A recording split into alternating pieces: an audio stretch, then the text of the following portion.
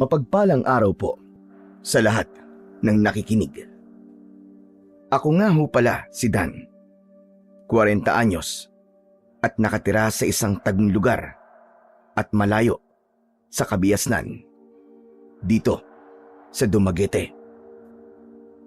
2 na lang kami ng aking anak sa buhay matapos kaming iwanan at ipagpalit ng kanyang ina sa lalaking nakilala nito sa trabaho sa Maynila. Ang akala naming pagpunta niya sa Maynila ay magiging simula ng pag-ahon namin sa hirap. Pero hindi pala. Yung pala ang naging mitya ng pagkasira ng aming pagsasama. Nang una, sobrang hirap para sa aming tanggapin ang ginawa ng dati kong asawa. Pero kalaunan, natutunan din naming tanggapin ang nangyari. Bagaman may mga araw talaga na hindi namin maiwasang maalala ang lahat. Tay, lasing ka na naman ah. Bakit ka ba nagpapakalasing? Dahil na naman ba kay nanay? Akala ko ba ayos ka na. Hayaan mo muna ako, anak. Kung ako sa'yo, samahan mo na lang ako sa pag-inom nitong tuba. Ewan ko ba sa'yo, tay? Bakit hirap na hirap kang kalimutan si nanay? Maghanap ka rin ng bago, yung sexy, maganda at higit sa lahat. Lamang na lamang kay nanay. Hindi ganyan nagpapakalasing ka kapag naaalala mo siya. Tay, alam nyo, sa gwapo mong yan, alam kong marami ka pang makikilalang babae. Marami pang babaeng maaakit sa'yo. Marami ka pang mabibingwit, panigurado. Sa ngayon, anak, sariwa pang ginawa ng nanay mo. Mukhang malabong makahanap ako kagad ng babaeng makakatuwang natin sa buhay. At saka, parang nakakatakot na rin na magtiwala ng basta-basta, anak. Mahinang nilalang ka pala, tay. Ang mga kumpare mo nga, papalit-palit sila ng babae. Tapos ikaw, nang gwapo-gwapo mo ganyan-ganyan ka lang. Ikaw talagang bata ka, oh. Pinaglololoko mo ko Tay, kung ako nasa posisyon mo, hindi lang isang babae ang mapapaibig at mapapaiyak ko. Aba, tarantadong bata to Hoy, hindi kita tinuruan ng ganyan Hindi kita pinalaki para sakta ng mga babae. Kahit na niloko tayo ng nanay mo, piliin mo pa rin ang maging mabuti. Hindi yung ibabalik mo ang panlolokong ginawa ng nanay mo sa ibang tao. Hindi magandang ugali yun. Si tatay talaga Hindi na kayo mabiro. Joke lang yun. Masyado naman kayong seryoso. Sa bagay, ganyan siguro tayo talaga kapag tumatanda na, paseryoso na ng paseryoso sa buhay. Biro man o hindi, anak. Wala kang karapatan na saktan ng damdamin ng mga babae. Ikaw, anak Alam ko nagbibinata ka na. Kaya malaman ko lang talaga na may pinapaiyak ang babae at niloloko. Baba, kahit dila mo, hindi makakalampas sa akin, tandaan mo yan. Si tatay talaga sineryoso masyado yung mga sinabi ko sa kanya. Tay, alam nyo, pangako ho. Hindi po ako mananakit ng babae, magpakailanman. Mabuti naman kung ganun. O siya, sige, matulog ka na nga roon. At maaga pa tayong mangangaso bukas. Akala ko ba tay, masakit ang likod mo? Gawa ng pagpapanday mo sa kulungan ng baboy natin. Hindi naman nagaano Nakakatuwa nga. At may maibibenta na tayong big sa bayan kapag nanganak na ang inahin natin. Kapag nakaluwag-luwag tayo, anak, babalik ka sa pag-aaral. Baka sa susunod na taon makayanan na natin to. Yes, sana nga po tay. Pero parang nakakahiya na pong bumalik. Ang magiging mga kaklase ko po malayo na po yung edad sa akin Anak, ang pag-aaral ay hindi nasusukat sa edad. Isa pa, hindi rin to karera na kung sinong mauuna siyang panalo. Ang mahalaga ay yung kagustuhan mong matuto. Kahit ilang taong ka pa, kahit mas matanda pa ang edad mo sa kanila, basta nagsusumikap ka sa pag-aaral, walang makakahadlang sa'yo. Opo tay, Pero hindi ko talaga maiwasang makaramdam ho ng hiya eh. Ang tagal ko na rin po kasing tumigil sa pag-aaral eh. Iniisip ko po baka pagtawanan lang po ako ng mga basbata sa akin na marunong pa po sa akin. Tsaka minsan po, naiisip ko tuloy, baka huli na po para sa akin ng pag-aaral. Huwag mo ngang iniisip yan, anak. Walang huli sa taong may pangarap. Hindi mo kailangang ikahiya na bumalik sa pag-aaral. Ang kahihiyan ay para lang sa mga taong sumusuko. O bakit? Sumusuko ka na ba? Aba hindi no, lalaban po ako tay. Yun naman pala eh. Pero tay, hindi ko na po kasi alam kung saan po ako magsisimula ulit. Baka mawalan lang po ako ng gana kapag nakita ko yung mga dati kong kaklase na nasa mataas na estado na. Natural lang yan, anak. Lahat naman ng bagay mahirap sa umpisa eh. Pero tandaan mo, nandito lang ako palagi. Susuportahan kita. Basta't ang mahalaga, huwag kang mawalan ng pag-asa. May awa ang Diyos, anak. Salamat tay ah. Ang totoo niyan, gusto ko na po talagang matutong magbasa at magsulat ng maayos. Gusto ko patunayan po na kaya ko rin, kahit medyo nahuli nga lang ako. Iyan ang gusto kong marinig sa'yo. Hindi mahalaga kung nahuli ka, anak. Ang mahalaga ay hindi ka tumigil sa pangarap mo. Sa tamang panahon, makikita mo rin ang bunga ng pagsisikap mo. Kaya hayaan mo, kapag nakapag-ipon ako, babalik ka na talaga sa pag-aaral. Opo, salamat po tay. Sa murang edad, ay napilitan ng huminto sa pag-aaral si Ibok dahil sa kahirapan ng buhay namin at dala na rin ng kalayuan ng eskwelahan sa aming lugar. Kailangan pa kasi niyang maglakad ng ilang milya araw-araw para lang siya ay makapasok. Dahil dito, mas pinili na lang naming maghanap buhay. Ang aming tanging ikinabubuhay ay ang pag-aalaga ng baboy ramo at pangangaso sa gubat. Sa pangangaso namin na itataguyod ang aming pang-araw-araw na gastusin at pangangailangan. Sige na anak, maglatag ka na ng banig at matutulog na tayo. Maaga pa tayo bukas sa gubat para mangaso. Dapat marami tayong mahuling ilahas na daga para tiba-tiba ang bentahan natin sa merkado. Kapag nakarami po tayo tay ah, mag-iwan din po tayo para may uulamin din po tayo. Sige ba? Walang kaso sa akin yun, anak. Mag-aayos na po ako ng higaan natin tay para makatulog na po tayo. Tama na rin po yan. Mamaya hindi na lang po ang likod yung nirereklamo nyo na masakit eh. Pati na rin po ang sikmura nyo. Kayo pa naman eh, umiinom po kayo ng alak kahit wala pa po kayong kain. Teka nga, sino ba talaga ang tatay sa atin dalawa dito ha, Ibok? Bakit kung pagsalitaan mo ko eh? Parang ikaw pa ang mas matanda sa atin dalawa. Aba tatay, pinapaalalahanan lang po kita at baka maiwan po akong mag-isa sa buhay. Wala na nga po si nanay, baka pati ikaw. At saka tay, sinasabihan lang naman po kita dahil mahal kita. Hindi ko po gustong makita kang umiinda ng sakit dahil din po sa kagagawan nyo. O na, ang dami mong daga. Sige na, ayusin mo ng banig. Sumunod ka kagad sa loob tay ha. Huwag mo nang hintayin pang ipalunok ko yung bote ng alak mo sa'yo. Aba, ano sabi mo? Tarantadong batang ito ah. Biro lang tay. At sabi ko po, bilis-bilisan nyo na po dyan nang makatulog na po tayo. Bakit ba? Pwede ka namang maunang matulog ah. Wala naman sa akin ang mga mata mo. Buti sana kung bit-bit ko para sabay tayong pumikit. Ewan ko sa'yo tay, ang kulit mo talaga. Alam nyo tay, ang ingay nyo kapag nakakainom kayo. Kung gusto mo ng tahimik, takpan mo na lang ang tenga mo. Basta tay, sumunod ka na ha. Huwag na matigas ang ulo mo ha.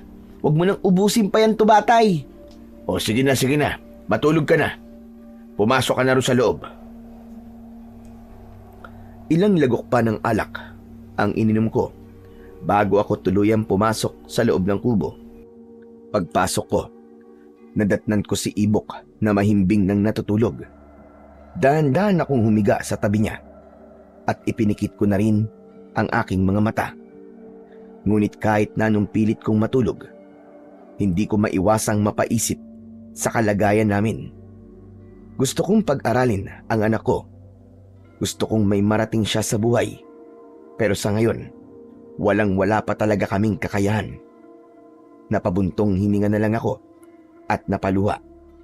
Umasa ako na balang araw ay baka magbabago rin ang takbo ng aming buhay. Tay, ano pong iniiyak niyo dyan? Anak nan, gising ka pa pala. Akala ko tulog ka na. Huwag mo na lang akong pansinin. Naluluwa lang ako sa kalagayan natin, anak. Naaawa rin ako sa iyo eh. Tay, huwag ka nang umiyak dyan. Pumapangit ka kapag umiiyak ka, tay. Hindi bagay sa'yo. Para kang syoke eh. Sira ulo. Anak, nakakabilib ka. Ang tibay mo. Siyempre, ako pa ba, tay? At saka, ano namang kakahawaan niyo sa akin, tay? Eh di ba, sa'yo na nga po nang galing na ang buhay at pag-aaral ay hindi karera. Hayaan mo, tay. Magsusumikap ako para kapag nakaahon na tayo sa buhay, bibili tayo ng maayos na tirahan. Hindi ganitong sira-sira.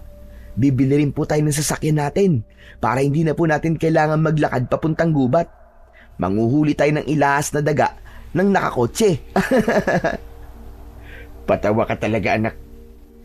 Ay nako, kahit na anong problema talaga, dinadaan mo palagi sa biro. Ikaw lang naman po tong iyakin sa atin dalawa, tay. Hindi, anak. Naaawa lang naman ako sa'yo dahil hindi ko maibigay ang pangangailangan mo. Ultimo tsinelas mo nga eh. Hindi natin mabili-bili. Tay, sanay naman po akong nakayapak eh. At isa pa, naiintindihan ko po na naghihirap po tayo. Pasensya na talaga, anak. Kapag marami tayong nabenta na ilahas na daga, bibili tayo ng tsinelas natin dalawa. Pangako yan. Oo na, tay. Huwag ka na rin magdrama pa riyan.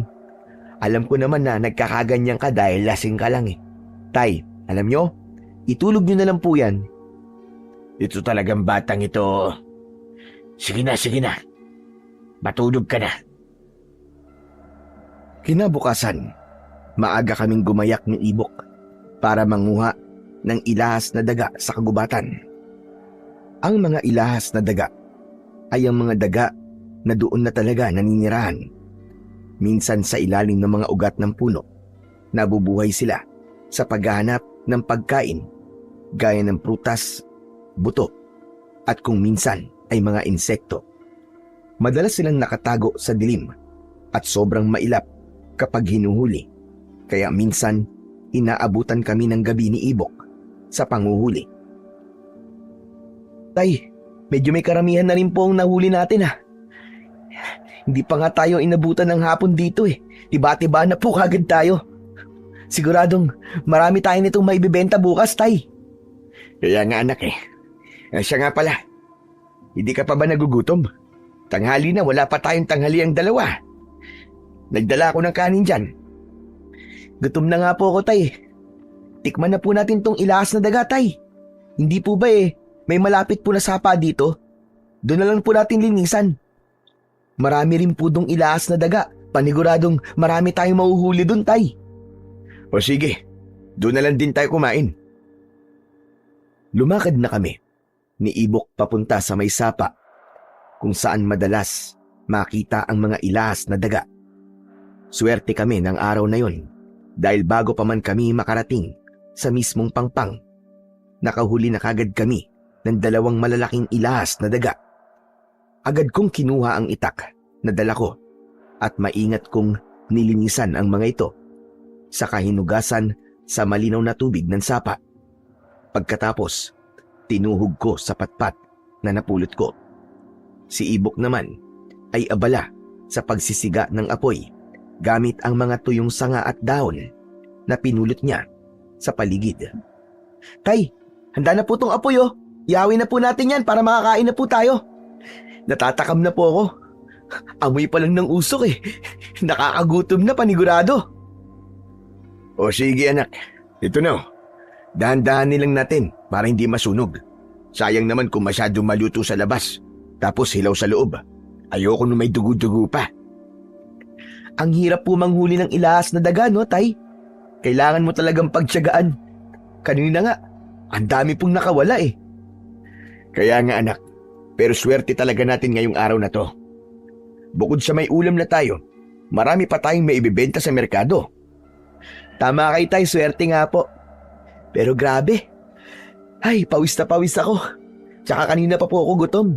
Baka mamaya, hindi na ako makapaghintay. Kainin ko na kagad to kahit hilaw pa eh. Maghintay ka nga, huwag kang atat na atat. Pero anak, ang galing mo ha. Halos lahat ng huli natin, ikaw ang nakakuha. Siyempre, Tay. Kailangan natin magsumikap, di ba? Kung hindi tayo kikilos, sino pa ba? Tama ka riyan anak. Sa hirap ng buhay ngayon, ang bawat huli, kahit maliit, malaking tulong na. Kaya salamat anak at tinulungan mo ko. Hindi lahat ng bata ganyang kasipag tulad sa'yo.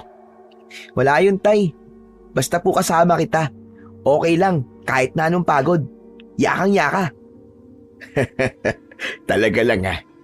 Nako, kapag nag-asawa ka ng ibok, malulungkot talaga ako. Ako na lang kasi ang maiiwan. Si Tatay talaga 15 anyos pa nga lang ako pag-aasawa na kagad ang nasa isip niyo. Hindi ba pwedeng nobya muna? Hindi naman kita pipigilan kung magnobya ka. Natural lang yun. Dahil nagbibinata ka na eh. Pero alam mo naman ang limitasyon mo, hindi ba? Nako, ayoko pang magkaapo anak. Hala, si Tatay Hindi rin naman po ako handang maging batang ama, no?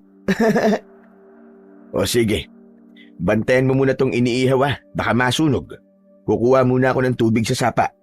Sige po, Tay. Pero bilisan niyo po Gutom na talaga ako eh.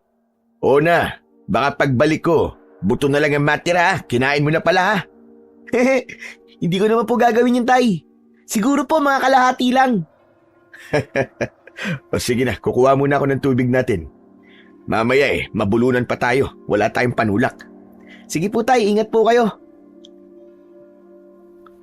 Sandali muna akong kumuha ng tubig sa sapa. Sa bandang unahan ako lumakad dahil mas malinaw at malinis ang tubig doon kaysa sa pwesto namin ni Ibok. Tahimik akong sumalok at sinasala ang tubig bago ko ito ilagay sa tubigan naming gawa sa kawayan. Pero bigla akong natigilan nang may nakita akong napakalaking bayawak sa gilid ng sapa. Iba ang itsura nito. Sobrang laki. Halos kasing haba ko na. Napakaitim ng balat. Makintab at parang kulay dugo ang mga mata nito. Habang dahan-dahan itong gumagalaw, napansin kong hindi normal ang galaw nito. Para bang lalapain ako nito. Napatigil ako sa takot.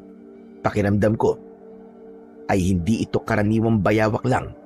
Kaya bago pa man ito makalapit, dali-dali na akong tumakbo palayo. Oh, Tay! Ba't hinihingal po kayo? Para kang tumakbo ng 1 kilometro Nasaan pala ang tubigan natin? Anak, hindi ka maniniwala. Nakakita ako ng bayawak. Ang laki anak. Ganito kalaki. Anong hindi maniniwala ang pinagsasasabi mo, Tay? Natural lang naman na may bayawak sa kagubatan na to Kasi nga anak, malaki. Sobrang laki. Parang hindi pang karaniwan. Sana, Tay, hinuli mo. Sayang yun. Dagdag sana sa ibebenta natin yun sa bayan. Marami kayang bumibili ng karne ng bayawak. Lalo na yung mga lasinggero. Kagaya mo, Tay. Anak, hindi ako nakikipagbiruan.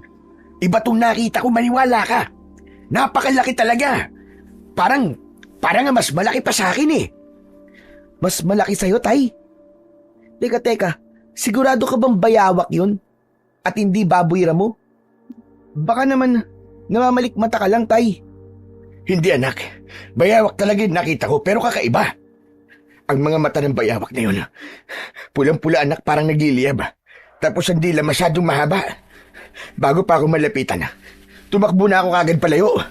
Aatakihin ako Alam mo, Tay, gutom ka na o baka dahil sa alak yan kagabi. Baka guni-guni mo lang yun, Tay.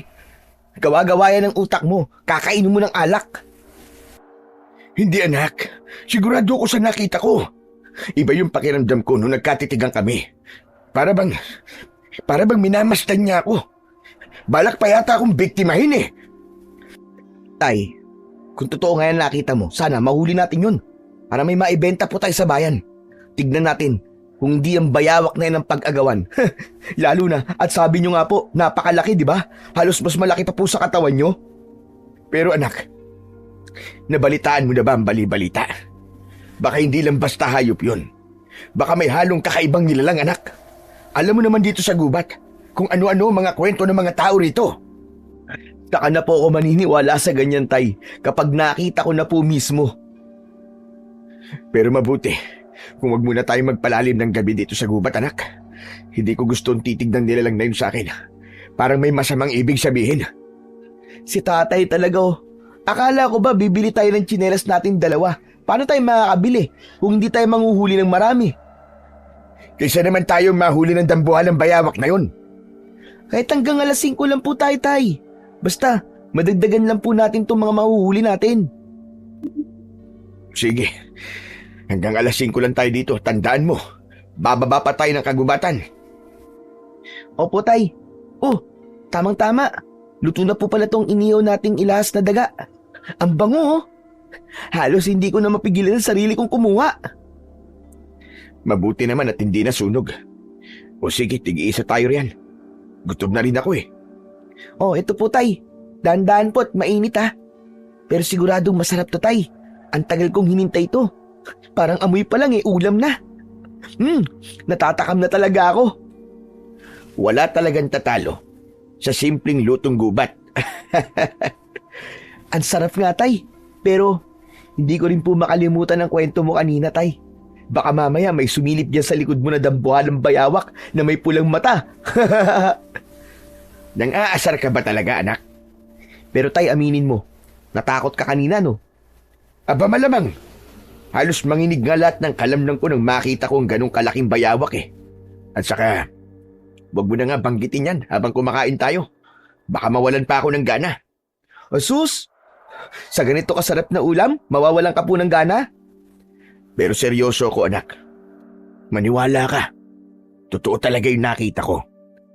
Hindi yun isang pangkaraniwang hayop lang. Sana po, Tay. Mahuli natin yun. Bilisan mo na nga lang sa pagkain mo. Tama ng kuda. Opo. Ikaw naman kasi, Tay Hindi naman ako magsasalita kung hindi ka kwento ng kwento eh. Tumahimik ka na nga, Ibok. Nguyain mo nang mabuti ang kinakain mo at baka mabulunan ka. Wala pa man din tayong tubig dito. Opo. Tay, mamaya daanan po natin yung tubigan na naiwan nyo. O sige. Nagpatuloy kami ni Ibok sa pagkain. At matapos yun, ay nagsimula na naman kaming manghuli ng mga ilahas na daga. Pagsapit ng alas 5 ng hapon, nagsimula na kaming magligpit ng mga gamit namin at bababa na kami ng kagubatan. Hala, Tay, nakalimutan natin daanan ng tubigan natin. Balikan po natin. Saglit lang naman yun eh. Wag na, anak. Balikan na lang natin bukas. Hindi ako mapalagay dito eh. Para may kung anong kakaiba sa paligid eh. Si tatay naman talaga, oo. Huwag kang matutukutin, Tay. Baka yung bayawak na nakita mo kanina, paguni-guni mo lang talaga yun. Malay nyo mamaya, makatsamba pa tayo ng mas malaking hayop. Mas mahal po yun, Tay. Makakabili pa tayo ng mas maraming bigas at ulam. Iba yung pakiramdam ko eh. Hindi talaga ako mapakali. Alam niyo, Tay, tigilan niyo talaga ang kakainom ng alak. Baka dahil lang sa alak yan eh. O baka kaya pagod lang. Kanina pa tayo naglalakad, Tay Tignan niyo, wala namang kakaiba sa paligid. Tahimik naman. Ganito ba ang lugar na nakakatakot, Tay? Oo nga, tahimik. Pero yan ang mas nakakatakot. Hindi mo alam kung kailan may aatake sa'yo. Ay nako, sige na nga. Tatay naman eh. Masyadong duwag. Umuwi na tayo. Bukas na rin tayo bumalik dito. Oo na po. Pero sayang talaga. Kung alam ko lang, kanina pa tayo nakahanap ng mas malaking huli. Mas mabuting ligtas tayo, anak, kaysa magsisi sa bandang huli. Tara na. Baka kung anong nilalang biglang humarang sa atin. Opo. Tahimik namin binigtas ang daan pauwi. Medyo madilim na ang paligid. Pero malinaw pa rin naming nakikita ang dinadaanan namin ng anak kong si Ibok. May dala namang kaming lampara at flashlight na di baterya. Kaya kahit gabihin kami, hindi kami masyadong nag-aalala. Tay, pwede po bang huminto muna tayo sandali? Oh, bakit na naman, Ibok? Kanina pa tayo naglalakad. Malapit na tayo sa bahay. Ano naman maggagawin mo? Ang sakit na po kasi ng tiyan ko, tay. Parang masakit dito. Siguro, nasobra na ako sa kain ng ilaas na daga. Naparami yata ang kinain ko kanina, tay. Ayan ka na naman kasi, anak eh. Ilang beses ko bang sinabing dahan-dahan lang sa pagkain? Akala mo ba walang epekto yan? Sobrang taba pa naman ng ilaas na daga. Tay, ang sarap po kasi. Matagal na rin akong di nakakakain ng ganun. Di ko na nga napigilan eh. Ngayon tuloy, parang pinipilipit yung bituka ko. Nadudumi na po ako. Para po akong... Basta, ewan ko, nakadungaw na eh. Ayan, naparusahan ka ng sarili mong katakawan. Oh, saan mo balak dumumi, ha? Sa gitna ng gubat na to? Baka mamaya may makakita sa iyo dyan. Mapahiya ka pa. Masilip ka pa riyan. Tay naman eh. Hindi ko na kaya eh. Kahit saan na lang. Basta't wag mo akong titignan ha. O sige na, sige na. Diyan ka na sa likod ng punong yan. Pero bilisan mo ha. Huwag kang magtatagal. Baka kung anong lumabas dyan bukod sa dumi mo. Sige po tay. Pero wag po kayong lalayo ha. Nakakatakot dito. Baka yung bayawak po na sinasabi nyo kanina lumitaw bigla. Oh, akala ko ba hindi ka takot? Hindi naman talaga eh. Basta wag niyo lang po akong iiwan. Sandali lang po to. O na, sige na. Bilisan mo na. Sa sobrang katakawan mo, nadali ka tuloy ng sarili mong bituka. Naghintay ako ng ilang sandali habang si Ibok ay dumudumi pa. Nagpalinga-linga ako sa paligid dahil pakiramdam ko ay may mga matang nakatingin sa akin. Paglingon ko kay Ibok, nakita ko siyang nag-aayos na ng kanyang shorts. Tapos na pala siya at ilang saglit lang ay lumapit na siya sa akin. Sabi ko sa itay, mabilis lang ako eh. Ang baho mo anak.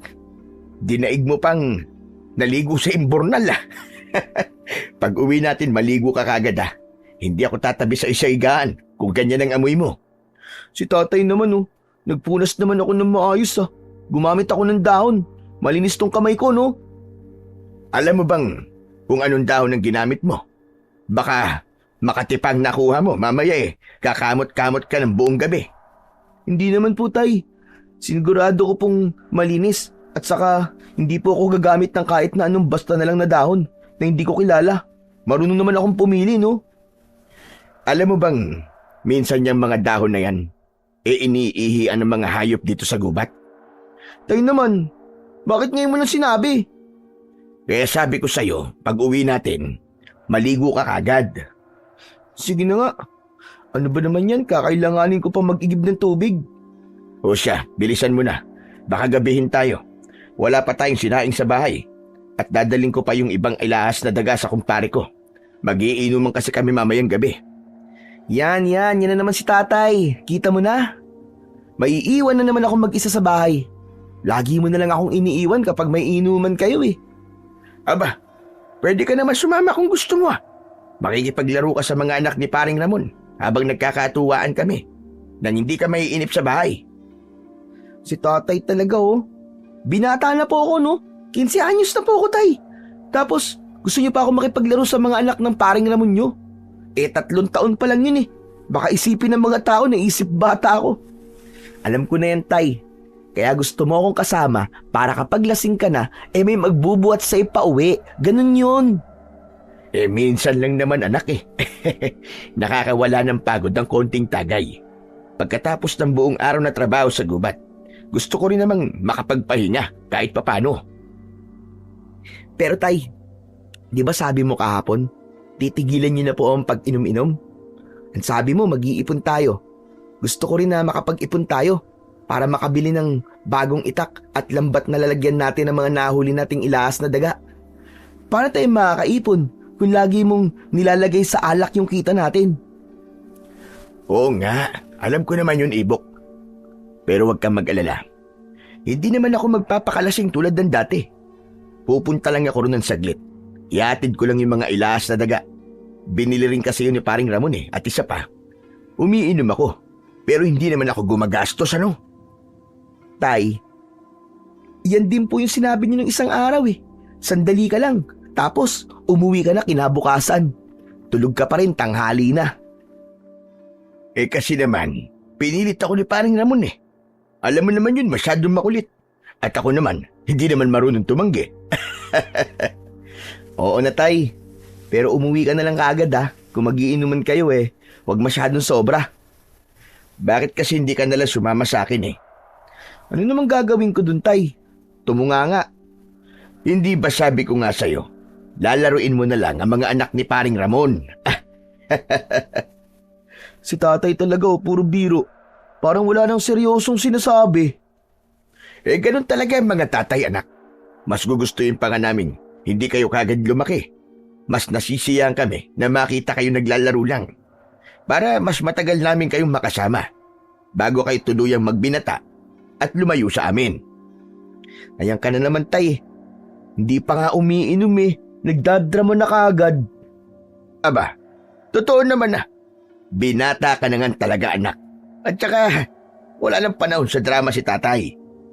Kasi tay, sa tuwing nagdadrama ka, siguradong may kasunod yun. Iinom ka na naman. Tandaan mo to anak. Gaano ka pa katangkad o kalaki, bata ka pa rin sa paningin ko. Naku tay, huwag ka na nga magsimula niyan. Baka mamaya, umiyak ka pa bago tayo makarating sa bahay. Kagabi pa naman umiyak ka dahil wala akong tsinelas at gusto mo akong bilhan. Sige na. Bilisan mo na. Baka nga mamaya gabihin tayo. Nagpatuloy na kami sa paglalakad ni Ibok habang bitbit ang mga gamit namin sa pangangaso. Tanging tunog lang ng tuyong dahon na natatapakan namin ang maririnig. Medyo madilim na at ang ilaw ng lampara namin ay bahagyang humihina dahil sa bahagyang hampas ng hangin. Bigla na lang, isang malakas na kalabog ang bumasag sa katahimikan. Napahinto kami pareho ni Ibok at napatingin sa itaas. Mula sa punong akasya, may bumagsak na malaking hayop. Agad kong nakilala yon dahil yun din ang bayawak na nakita ko kanina sa sapa. Ngayon ay mas malinaw ko na itong nakikita. Napakalaki talaga nito. Mahaba at matalim ang mga kuko. Makintab ang balat at para bang nagngangalit ang mga mata.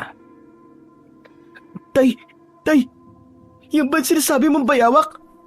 Grabe! Tama ka nga tay! Sobrang nakakatakot! Ang laki tay! Oo, yan nga yun anak. Kaya nga sabi ko sa'yo kanina di ba? Nabilisan natin ang pag-uwi. Hindi yan ordinaryong bayawak anak. Tay, tingnan niyo po yung mga mata niya. Pulang-pula po. Para bang galit na galit. Parang gusto po tayong lamunin ng buo. Huwag kang lalapit anak. Dahan-dahan lang. Baka marinig tayo. Mukhang nagmamasid pa yan. Sa laki niyan, baka isang kagat lang yan. Magkalasog-lasog agad tayo. Tay, tignan mo yung dila, ang haba. Parang ahas. Tsaka tignan mo yung mga kukutay, ang talim. Hindi normal yan sa hayop. Tama ka anak. Sige na. Dahan-dahan lang tayong aatras. Walang tatakbo. Baka habulin tayo. Ako mauuna Sundan mo ko. Tay, natatakot ako. Huwag kang matakot anak. Hanggat kasama mo ko, walang makakagalaw sa'yo. Pero makinig ka sa akin. Kapag sumigaw ako, bilisan mo lang ang lakad at huwag kang lilingon. Naiintindihan mo? Opo, tay. O sige na, Ibok. Pagbilang ko ng 3, dahan-dahan tayong aatras, ha? 1, 2. Tay, wag mo akong bibitiwan, ha? Bago pa kami makatakbo, dahan-dahan itong gumapang palapit sa amin. Para bang gutom na gutom. Ramdam ko ang malamig na hangin na gumapang sa katawan ko at ang mabilis na tibok ng puso ko. Napatigil kaming dalawa ni Ibok. Walang makapagsalita sa sobrang takot. At bago pa kami makatakbo, bigla na lang naming nakita kung paanong Ang malaking bayawak ay unti-unting nagbago ng anyo. Ang katawan nito'y lumiit. Ang balat ay tila nagsimulang magbago. Hanggang sa harap namin ay nakatayo na ang isang hayop, nakahawig ng aso, pero may mahabang pangil, matatalim na kuko at nakakatakot na itsura. Tay, ano pong nangyayari? Kanina bayawak lang yan ah. Bakit parang naging aso? Tay, ang laki ng ngipin. Tay, ang pangit ng itsura. Hindi ordinaryong hayop yan, anak. Hindi na ito bayawak. Isa itong halimaw. Isa itong aswang, anak. Aswang? Tay, tumakbo na tayo. Hindi natin kaya yan. Isang dapis lang ng matatalim na kuko niyan sa atin, siguradong mababalatan tayo ng buhay, Tay. Hindi tayo pwedeng tumakbo, anak. Kapag tumakbo tayo, mas lalo tayong hahabulin yan. Ihanda mo ang sibat mo, pati ang itak. Kakailanganin natin to. Tay, hindi ko alam kung kaya ko.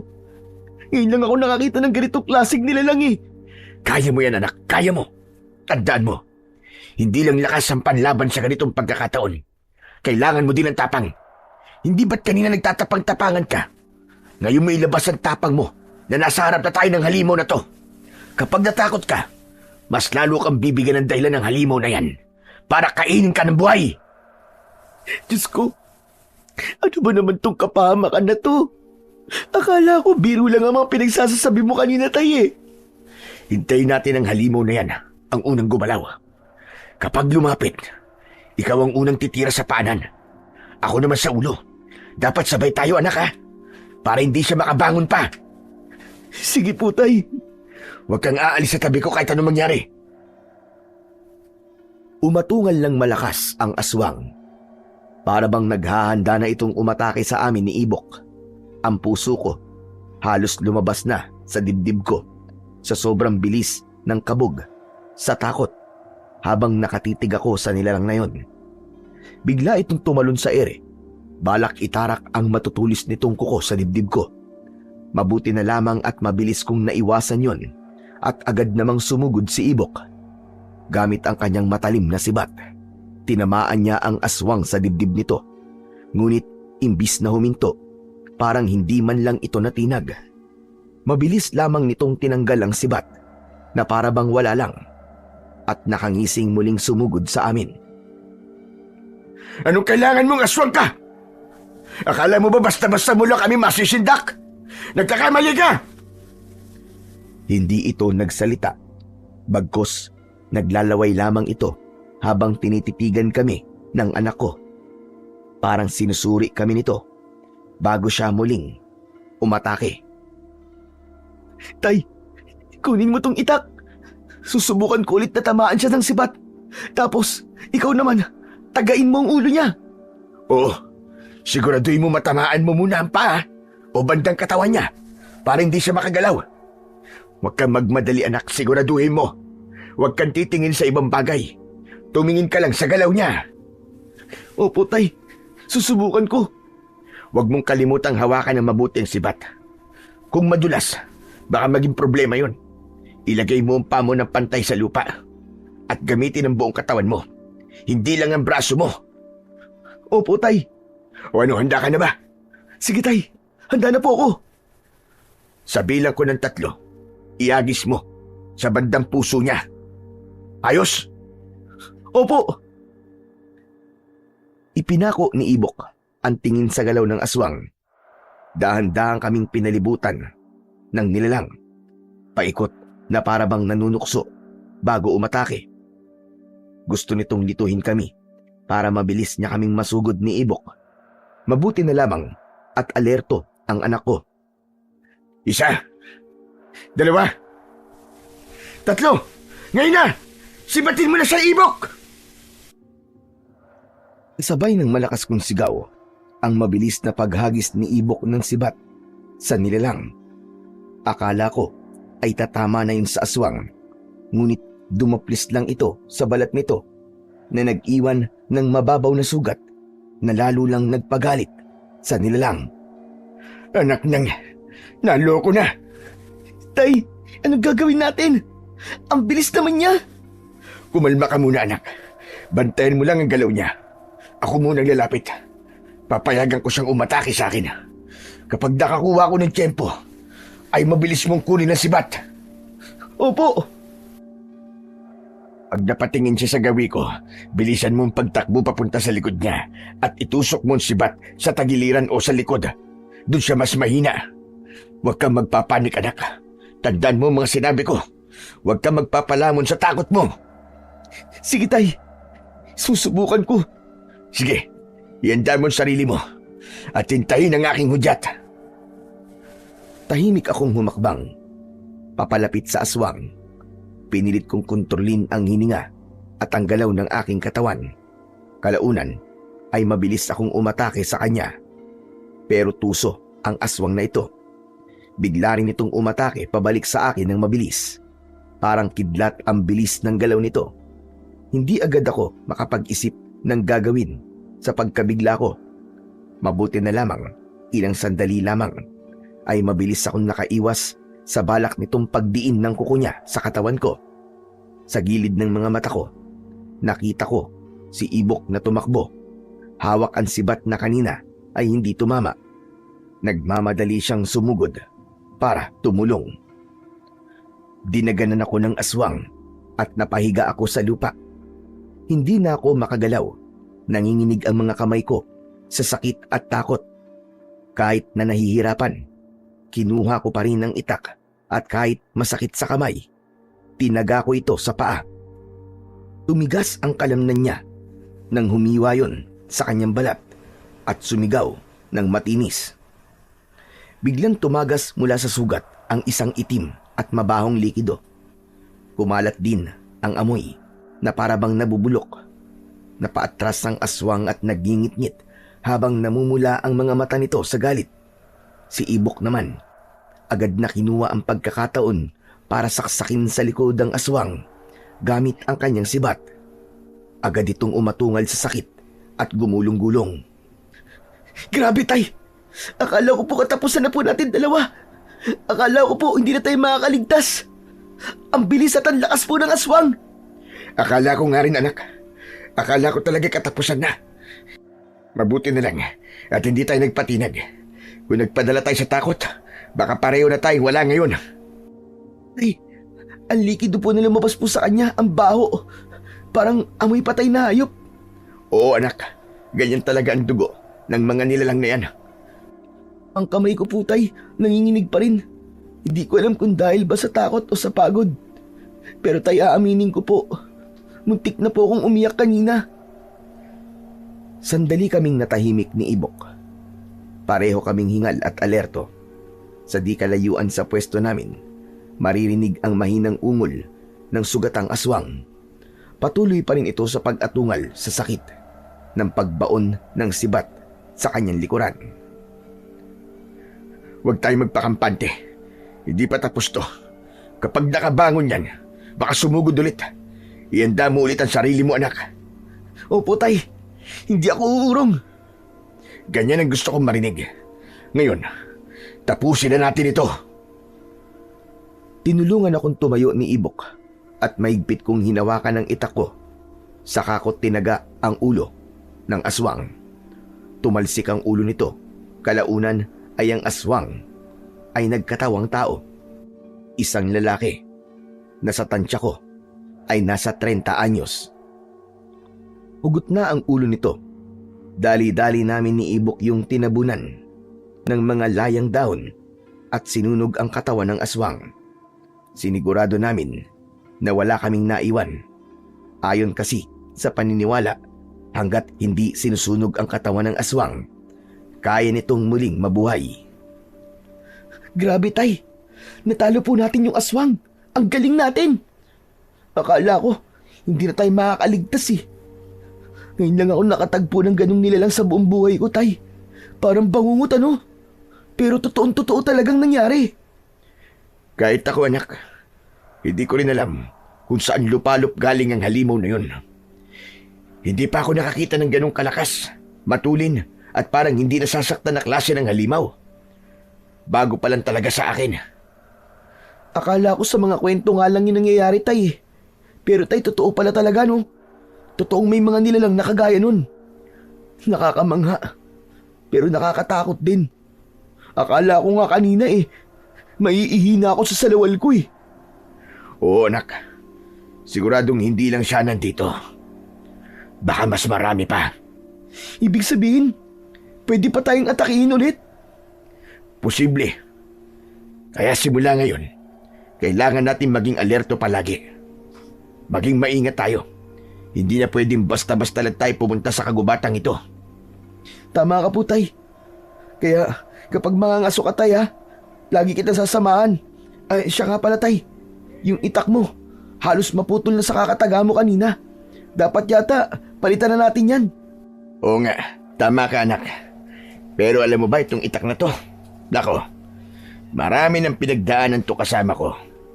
Parang bahagi na ito ng katawan ko. Kaya nga po Pero tay, ang tapang niyo po kanina. Akala ko talaga matatalo na tayo Natakot po ako lalo nung dinagan ng kapunong halimaw. Sa laki ba naman nung aswang na yun, halos hindi na kita makita. Aba, hindi basta-basta sumusuko ang tatay mo anak. Lalo na kung anak ko ang ipagtatanggol ko. Kaya nga po hangang-hanga po ako sa inyo lalo tay. Pero sana tay sa susunod, hindi na tayo makatagpo ng ganon. Diyos ko, nakakatakot talaga. Sana nga anak. Pero kung sakaling mangyari ulit yon, alam na natin ang gagawin. Hindi na tayo tulad kanina na mababalot ng takot at walang plano. Ngayon, handa na tayo. Tama ka tay. Ang sakit na po ng paa ko tay. Uwi na po tayo. Ako rin, ang sakit ng buong katawan ko. Bukas na lang ako pupunta kay paring Ramon. Parang bibigay na rin ang binti ko Tama yan tay. Imbis na magpakalasing ka, itulog mo na lang. Oo na, tama na. Bumaba na kami ni Ibok mula sa kagubatan. Kahit ligtas na kami sa ngayon, hindi pa rin mawala sa isip ko ang biglaang pag-atake ng aswang. Ang bilis ng galaw nito.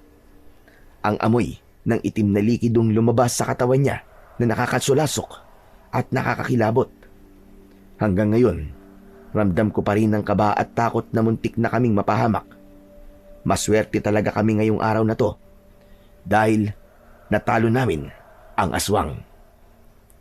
Pagdating namin sa kubo namin, para kaming mga lantang gulay na sabay bumagsak sa kanya-kanyang higaan. Pagod na pagod ang mga katawan. Isinilid ko muna ang mga nahuli naming ilahas na daga sa kulungan bago bumalik sa higaan. Pagbalik ko, nakita ko si Ibok na himbing na sa pagkakatulog. Maigpit pang yakap ang kanyang kumot. Hoy Ibok, bumangon ka nga riyan at magpalit ka muna ng damit. Maglinis ka muna ng katawan mo, aba. Ang baho mo na anak. Diyos ko, dumumi ka pa naman doon sa gubat kanina. Sige na, mamaya magkakakamot ka pa sa balat mo. Tayo naman inaantok na talaga ako Pwede bang bukas na lang ako magpalit? Hindi ko na talaga kaya tay. Ayoko nang bumangon. Ang pagod na ako Bukas? Hindi pwedeng bukas, pambira ka. Kung hahayaan mong hindi ka maligo at hindi magpalit, baka magka-impeksyon pa yung mga sugat mo. Kung hindi ka babangon dyan, bubuhusan kita ng malamig na tubig ngayon din. Sige ka. Si tatay talaga masyadong panira sa tulog Tumayo ka na riyan at huwag kang batugan sa katawan mong Ibok ka. Sige na po, tatayo na. Tumungo si Ibok sa banyo. Nang makalabas siya, basa pa ang buhok at may hawak pantabo. Naabutan niya akong kumakain ng tirang tinapay namin kaninang almusal. Oh, ayan ka na pala. Halika rito. May natira pang tinapay. Kain ka na rin bago ka mahiga. Tinapay na naman? Akala ko magluluto kayo ng kanin at ulam Bukas na lang anak. Pagod na rin ang tatay Kung gusto mo, ikaw na lang ang magsain ng kakainin mo. Huwag mong ubusin ang bigas na nasa bigasan natin para may saingin pa tayo bukas. Hindi na po tay, ayos na po itong tinapay na lang. Sa ngayon, ito muna. Basta may laman lang ang tiyan natin bago matulog. O ito anak ko, yun na itong natira. Ubusin mo yan. paano ka, tay? Hati na lang po tayo. Sige na, iyon na yan. Alam kong gutom ka, anak. Sige po, tay. O tay, bakit parang nalungkot ka bigla? Parang malayo na naman ang iniisip mo. Ay, wala naman, anak. Naaawa lang ako sa sitwasyon natin. Nagsusumikap naman tayo araw-araw. Pero parang walang-wala pa rin nangyayari. Paulit-ulit lang. Gigising, trabaho, pagod, tapos wala. Gutom pa rin sa dulo. Anong walang-wala, tay? Eto nga may tinapay tayo ngayon. Buhay tayo, magkasama pa rin. Ang iba nga riyan, tay, mas masaklap pa ang kalagayan kaysa sa atin Ikaw talaga kahit kailan. Napaka-positibo mo. Pero tama yan. Siyempre, tay, sabi nyo nga, di ba? Hanggat may hininga, may pag-asa. Hindi naman sukatan ng saya kung gaano karami ang pagkain at pera ng isang tao. Basta't busog ang puso, ayos na. Tama ka. Anak, maiba nga tayo. Paano kung, halimbawa, kunin ka na ng nanay mo at daling ka sa Maynila? Halimbawa lang yun Baka gusto niyang bumawi sa'yo at bigyan ka ng mas magandang buhay. Kaya ka naman pala malungkot, tay. Yan naman pala ang iniisip mo Pero bakit naman niya ako kukunin? Pinabayaan niya na nga tayo noon pa, di ba? Pinagpalit nga niya tayo sa ibang lalaki, di ba? Oo nga, anak. Pero minsan kasi naiisip ko, baka nagsisisi na siya. Baka gusto niyang itama yung mga pagkakamali niya sa'yo. Itama ang pagkakamali niya sa akin? Bakit? Sa akin lang ba siya nagkamali, tay? Hindi ba pati sa inyo Iniwan niya tayo pareho. At ngayon, pagkatapos ng lahat, gusto mo pa siyang pagbigyan? Ganun ba, tay? Hindi ko sinasabing pagbibigyan natin siya, anak. Makinig ka nga muna, Ibok. Pinapairal mo na naman ang galit mo Ang sinasabi ko lang, baka gusto niyang humingi ng tawad sa'yo. Tawad? Anong silbi ng tawad kung iniwan niya tayo nung pinakakailangan natin siya? Kung totoo man yung sinasabi mo, tay, hayaan na lang natin siya. Masaya na siguro siya ron. Huwag na nating guluhin pa. Hindi ko naman kailangan ng mag-aarang bahay o mamahaling mga gamit Pansamantalang tumigil si Ibok. Nakita ko pang tumulo ang luha ng anak ko bago siya sumigaw. Tsaka wala na rin naman akong pakialam sa kanya, tay. Magsama sila ng bago niyang asawa. Anak, hindi kita tinuruan ng ganyang asal Nanay mo pa rin yun. Kahit ano pang mangyari. Alam ko naman yun, tay. Pero hindi ko pa rin kayang kalimutan kung paano niya tayo tinalikuran. Balang araw, anak, maiintindihan mo rin kahit na masakit. Mas magaan sa puso yung marunong magpatawad. Hindi para sa kanya, kundi para sa sarili mo. Bahala na po siya sa buhay niya. Kung anong pinili niyang landas, di dun siya. Hindi ka ba talaga sasama sa kanya, anak? Bakit naman po ako sasama sa kanya, tay? Ito ang buhay natin Dito ako lumaki, ito ang lugar ko, at ito ang tahanan ko. Kahit na may pera na raw ngayon ng nanay mo. Abay, balita ko, nagtayo sila ng maliit na negosyo ng bago niyang asawa. Ano naman ngayon kung may negosyo sila? Pakialam ko. Hindi ko naman kailangan ng pera nila, no? Hindi ko rin kailangan ng bago niyang pamilya. Hindi mo man kailangan. Pero baka gusto ka lang niyan tulungan. Baka gusto niyang bumawi. Bumawi? Tay, ilang taon niya tayong pinabayaan. Nung halos wala na tayong makain, nasan siya? Nung nagkasakit ako, ni anino niya wala. Tapos ngayon, bigla na lang siyang babalik para bumawi sa akin? Ano yun? Hindi ko sinasabing tanggapin mo kagad. Pero baka pakinggan mo man lang siya. Alam mo, tay, bawas-bawasan mo ang pagiging mabait mo. Baka bigla ka na lang kunin dyan ni Lord Mga bababait pa naman ang inuuna niya. Biro lang, tay. Anak, sumeryoso ka nga. Pasensya na po, tay. Pero ano naman po ngayon kung maayos na po ang buhay ni nanay, di ba? Kahit maliit pa o malaki ang negosyo nila, lumaguman ang sangkaterbang pera nila, dito pa rin po ako. Hindi kita iiwan, Tay. Teka nga, ano ba, Tay? Para may gusto kang iparating sa akin, ah.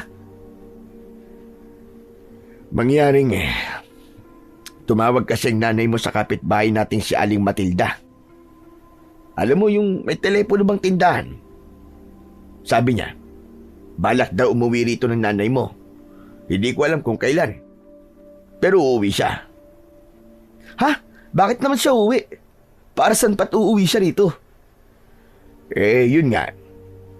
Gusto ka raw niyang isama sa Maynila, anak. Sabi niya pag-aaralin ka raw niya ron. Mas maganda raw ang buhay mo kung kasama siya. Hindi mo ba gusto yun, anak? Makakapag-aral ka ron. Hindi mo na kailangan maglakad ng malayo araw-araw. Tay, magandang ang pakinggan yun. Pero hindi ko alam. Alam mo naman yan si nanay. Walang isang salita sa klase ng tao. At saka, bakit ngayon lang siya magpapakita, di ba? Bakit ngayon lang niya naisip na gusto niya akong pag-aralin? Nung panahon kailangan ko siya, wala siya. Alam ko, anak. Naiintindihan ko ang nararamdaman mo. Pero kasi baka ngayon lang nakaluwag-luwag ang nanay mo, hindi ba? Sus, makakapag-aral nga ako. Ano naman ngayon? Siguradong hindi naman ako masaya ron. Wala ka ron, Tay. Anong silbi ng pag-aaral at pagsisikap ko kung hindi naman kita kasama, di ba? Dito, Tay, kahit mahirap, masaya ako kasi nandito ka. Sandaling sumilyap si Ibok sa bintana namin at saka bumuntong hininga. At saka, mag-aaral din naman ako rito, Tay, di ba? Hindi naman kailangan sa Maynila para matuto eh. Malay ko ba dun sa bagong asawa ni nanay? Baka masungit o nananakit pa yun. Teka, Tay, sabihin mo nga. Ano ba? Gusto mo ba talaga akong sumama kay nanay sa Maynila? Bakit parang pinagtutulakan niyo po ako? Hindi naman sa ganun, anak. Hindi ko sinasabi na gusto kong sumama ka sa nanay mo. Sa totoo lang, kung pipiliin mong umalis, abay masasaktan ako, anak. Kasi ako na lang ang may iwan dito sa bahay natin. Wala na akong kasama sa buhay. Alam mo naman, di ba? Ikaw lang ang kasangga ko sa hirap at ginhawa. Yun naman pala, Tay, eh. Dito na lang po ako. Wala akong ibang pipiliin kundi ikaw lang, Tay. Kahit mahirap ang buhay natin, basta't magkasama tayo, ayos lang po yun. Hindi ko kailangan na maranyang buhay, Tay. Ang gusto ko lang, yung kasama po kita palagi. Napangiti na lamang ako habang nangingilid ang mga luha. Niyakap ko si Ibok ng maigpit para bang biglang nawala ang bigat ng mga pinag-usapan namin kanina. Ramdam ko ang init ng pagmamahal ng anak ko. At sa sandaling yon, naisip ko na kahit gaano pa kahirap ang buhay, sapat na ang magkaroon ng ganitong anak. Mapagmahal at marunong tumanaw ng halaga. Swerte ko lang talaga at dahil si Ibok ang naging anak ko. Salamat, anak, ha? Hindi mo alam kung gaano ako kasaya sa sinabi mo. Aray, Tay, aray. Sandali. Grabing higpit naman ng yakap mo. Parang mawawalan na ako ng hangin eh. Pasensya na, anak. Natuwa kasi ako sa inasobre. Alam mo, Tay, huwag ka nga magpapaniwala kay nanay. Tinatakot ka lang nun. Huwag ka nalang papaapekto sa sinasabi niya. At saka pwede ba, Tay, iwas-iwasan mo lang maging mabait. Alam nyo, matutuluyan talagang kunin ako ni nanay kapag kinuha ka na rin ng langit sa akin sa sobrang kabaitan mo. Loko ka talagang bata ka. O siya, matulog ka na ron. Maliligo lang ako saglit dahil ang baho-baho ko na. Oo nga po, Tay. Ang lala po ng amoy nyo. Kumapit yata yung amoy ng aswang sa katawan nyo eh. Sige na. Matulog ka na. Bukas ng umaga, magbebenta pa tayo ng mga ilaas na daga sa bayan. Sige po, Tay. Mauna na po ako sa pagtulog. Pumasok ako sa banyo at agad kong nilinis ang aking katawan. Ramdam ko ang pagod na naipon sa buong maghapon, pero ang lamig ng tubig ang nagtanggal ng bigat sa dibdib ko. Saglit pa akong nagbabad sa malamig na tubig. Paglabas ko, napatingin ako kay Ibok. Nakatulog na siya sa saig. Nakalatag ang lumang banig namin. Nakatalukbong siya ng kumot at mahigpit na yakap ang unan. Napangiti ako sa simpleng tanawing yon. Nawala ang lahat ng pagod ko. Humiga ako sa tabi niya bago ko ipinikit ang aking mga mata, at sa isip ko nagdasal ako na sana pagising namin bukas ay panibagong simula na yung puno ng pag-asa. Magandang umaga, Tay. Oh, aba. Ang aga mo naman yatang gumising. Anong meron? At parang ganadong-ganado ka ngayon. Magbibenta po tayo ng ilahas na daga sa bayan, di ba? Ano ba, Tay? Nakalimutan niyo na po ba? Kahapon pa nga ako excited eh. Hindi ko naman nakalimutan, anak. Pero teka, bakit para yatang bis na bis ka? Akala ko pupunta lang tayo sa bayan. Hindi sa kasalan. Siyempre naman, Tay, binataan na ako eh. Dapat marunong na mag-ayos ng sarili. Paano kung may magagandang babae na bumibili sa atin? O di ba? Dapat presentable ako sa paningin nila. Nakakahiya kung amoy gubat ako. Grabe ka naman sa arte mo, anak. Kung sa bagay, mana ka nga sa nanay mo. Mahilig din mag-ayos yun. Yang ka na naman eh. Pero ikaw din naman, Tay, nung kabataan mo siguro, ganyan ka rin. Aba, baka mas pogi pa ako nung panahon ko. Yan. Sige na nga, Tay, maligo ka na ron. Baka mamaya pagdating natin sa bayan ubos na ang mga customer natin. Sayang naman ang kikitain natin. Oo na, mabilis lang naman ako maligo. Binilisan ko ang galaw ko at agad na nagbihis. Maaga pa lang ay mainit na ang araw, kaya pinili naming magmadali bago pa tuluyang uminit sa daan. Bitbit namin ang ilang nahuli kagabing mga ilahas na daga na ibebenta namin sa bayan. Pagdating sa kanto, saglit akong huminto at inilagay sa sako ang ilan sa mga hindi namin ibebenta. Teka, para saan po yan, Tay? Bakit hindi ba niyo pa po yung sako ng ibang ilahas na daga? Ito, iiwan ko muna rito. Dadaling ko mamayang hapon kay paring Ramon. May pakiusap kasi sa akin kahapon Magiinom ba kayo mamaya, Tay? Sana nga, kung hindi ka masyadong kukuda riyan. Aba, hindi naman ako nagagalit, Tay, kapag umiinom ka ng alak eh. Ang sa akin lang po, sana ilagay niyo po sa lugar kapag nalalasing ka na. Alam niyo na po, huwag kayong maingay. Kung minsan pa po nakakatulog pa po kayo sa daan. Minsan lang naman mangyari yun, anak. Pero paano po kung pagdiskitahan ka ng mga tambay? At isa pa, hindi na natin alam ang panahon ngayon, Tay. Tignan mo nga, sinugod tayo ng aswang, di ba?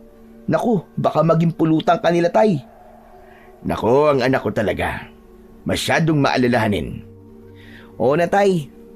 Pero seryoso ako Kumain ka muna bago ka uminom. Baka kasi kaya madalas nasasakitan ka ng tiyan dahil puro alak na lang ang laman yan. Ang aga-aga, sermon agad.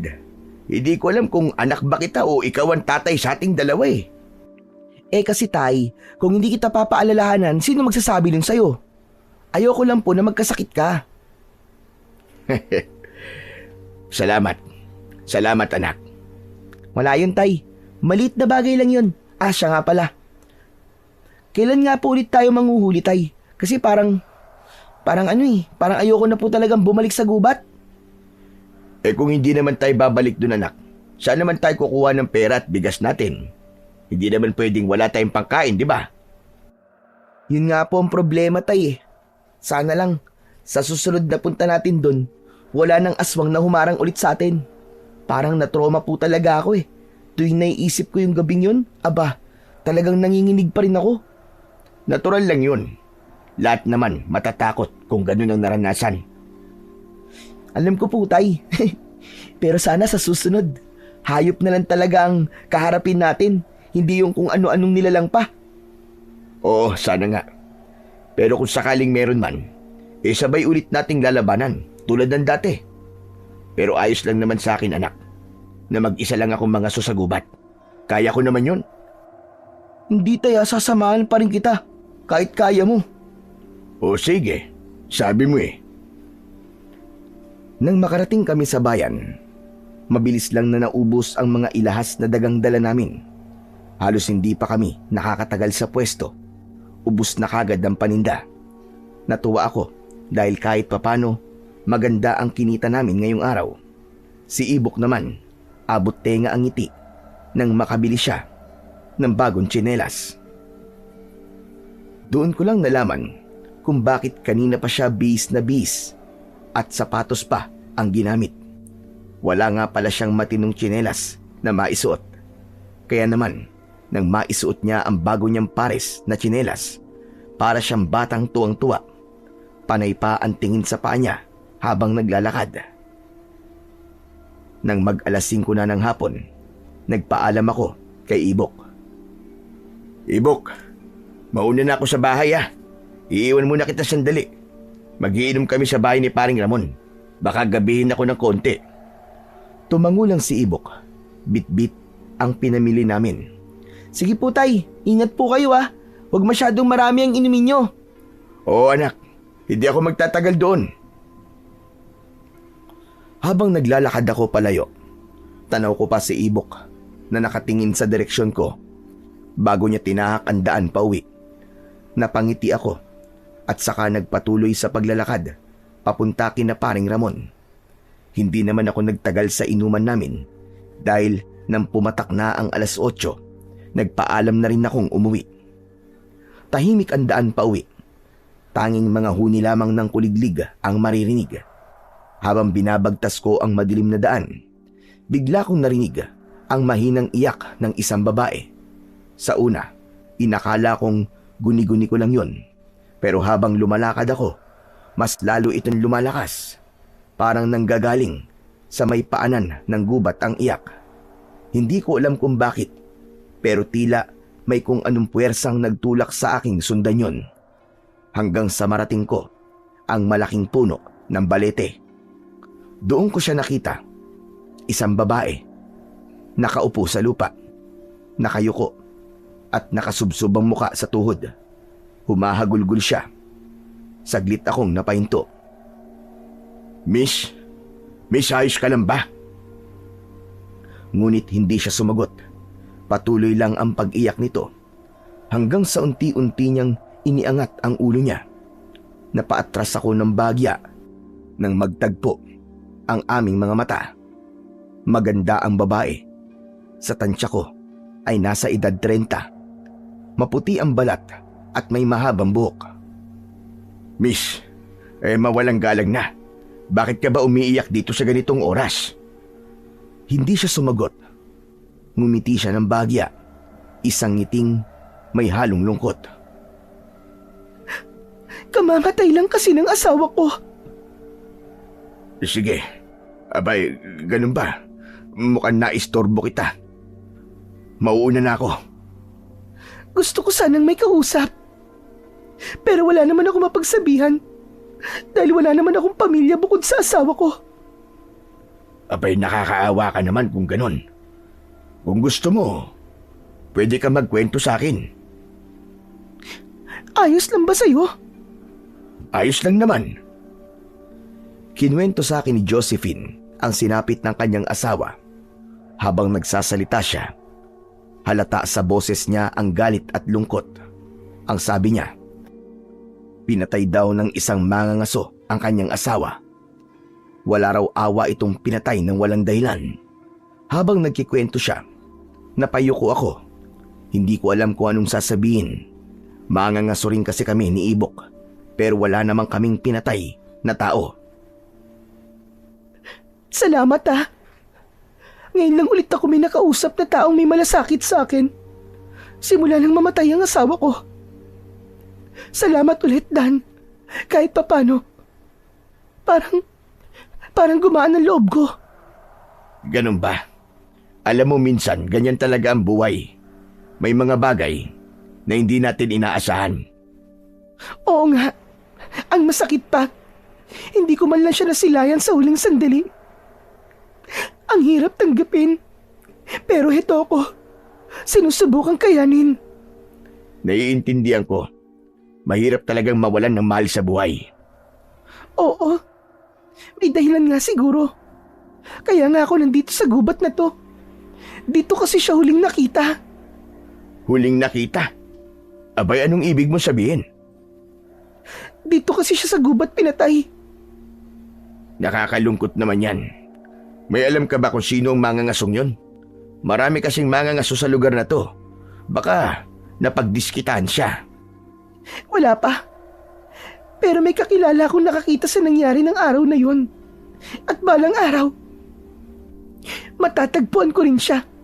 At kapag nangyari yun, hindi ko siya patatawarin.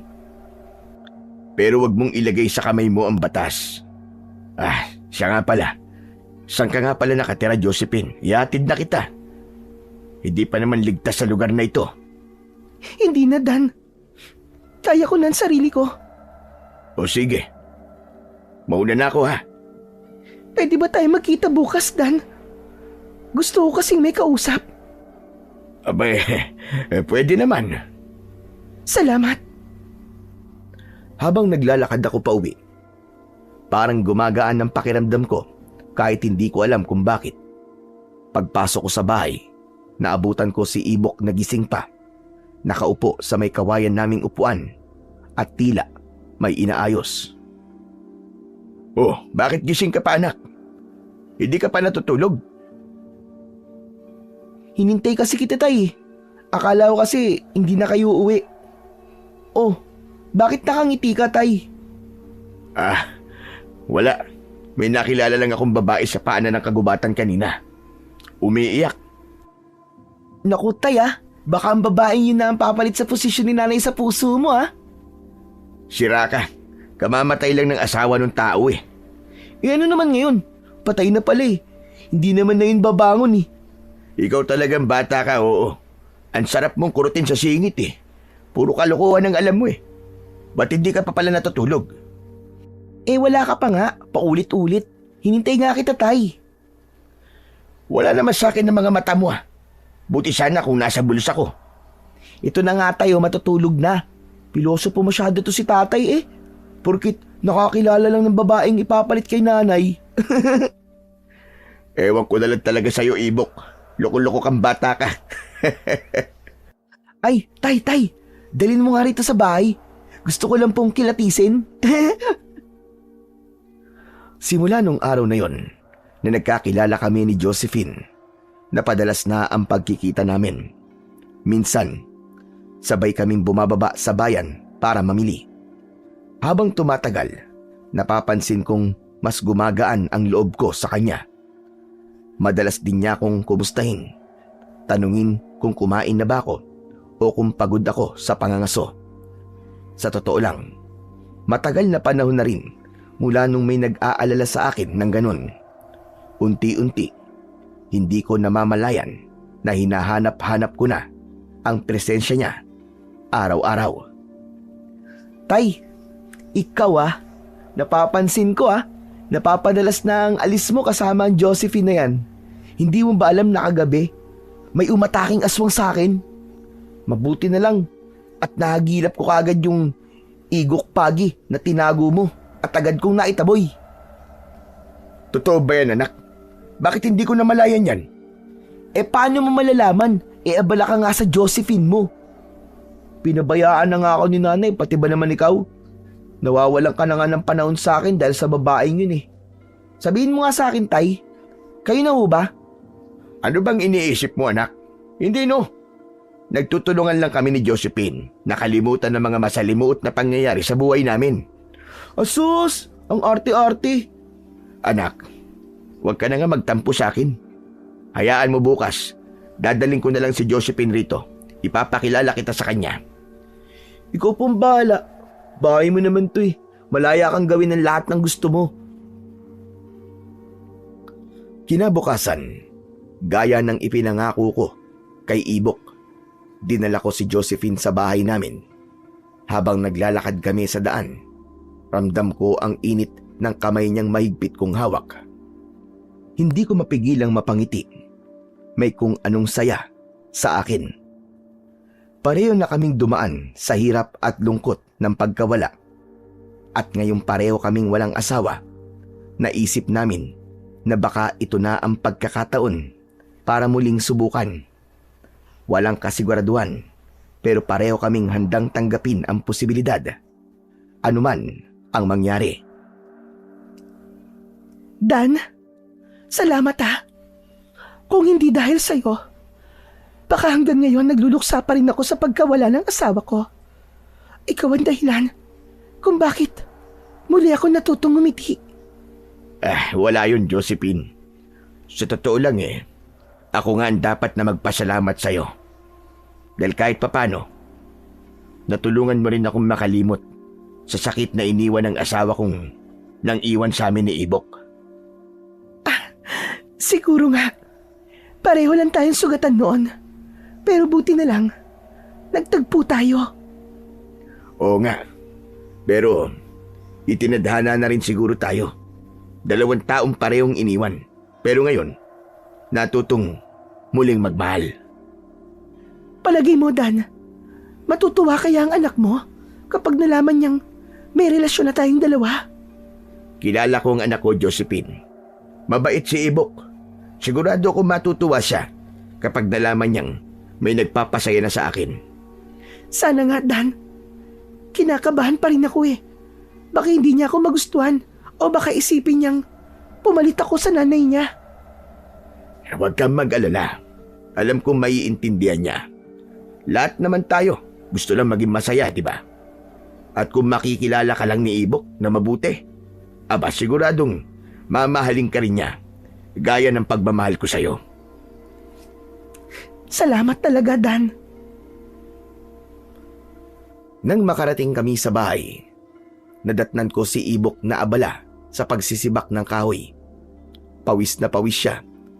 Sinenyasan ko siya na tumigil muna sa ginagawa dahil may ipapakilala ako. Bahagyang ngumiti si Ibok nang makita si Josephine.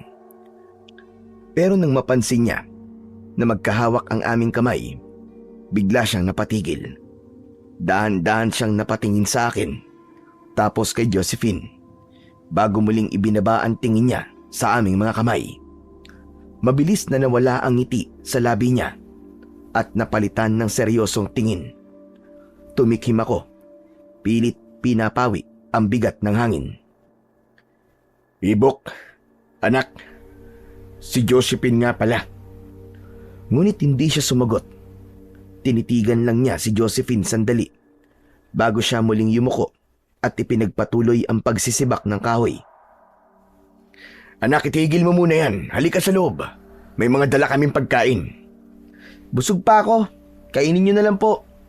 Anak naman, wag ngayon. Ibok, alam ko na bigla ka. Pasensya na. Hindi agad namin sinabi sa'yo.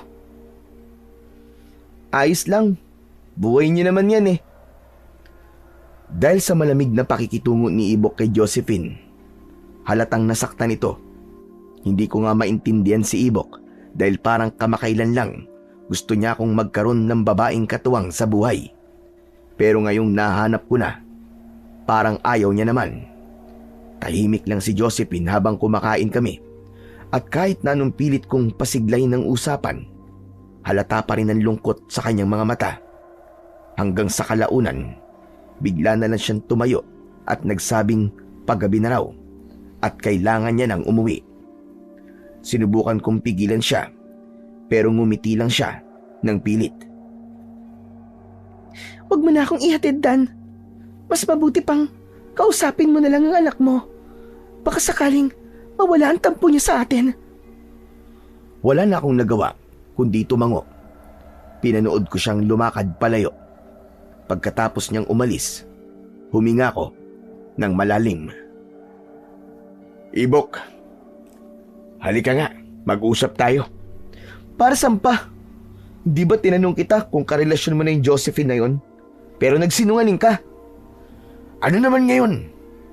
Ikaw hindi kita maintindihan Hindi ba't dati nang nagmumukmuk pa ako dahil sa nanay mo, gusto mo makahanap ako ng babaeng magiging katuwang ko sa buhay? Ngayon nandito na. Nagkakaganyan ka naman. Isipin mo naman ang kasiyahan ko, Ibok. Yun na nga, Tay eh. Puro kasiyahan mo na lang ang naiisip ko. Kaya muntik na malagay sa bingit ng kamatayan ng buhay ko.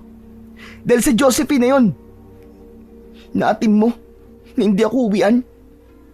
Ang sabi ko, gusto kong makahanap ka ng babaeng katuwang mo sa buhay. Pero hindi ko sinabi na kapag nahanap mo na, kalimutan mo na lang na may anak ka.